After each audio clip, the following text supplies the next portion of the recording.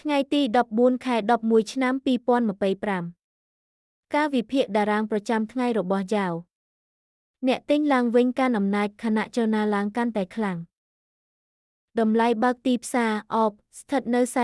47,501ខណៈបូកនៅ47,894ជាមួយមេ30នៅ47,245ជាទ្រមសំខាន់និងខ្សែនិងខេសបង្ហាញសញ្ញាឡើងតម្លៃមានទីដៅខាងលើពេលនៅលើអប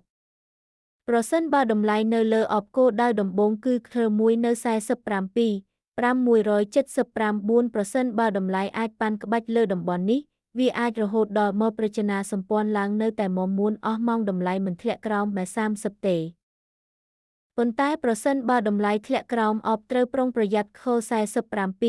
47,361ជាបន្ទាត់ការពារសំខាន់បើខូចវាអាចធ្វើឲ្យទីផ្សារធ្លាក់បន្តទៅខ147,323ការគាំទ្រចម្បងគឺមេ30ប្រសិនបើវាត្រូវបានបំបែកគោលដៅបន្ទាប់គឺខ47,144នៅគ្រប់ស្ថានភាពសូមគោរពវិន័យនិងពឹងផ្អែកលើរចនាសម្ព័ន្ធកុំឲ្យអារម្មណ៍ជ្រៀតជ្រែក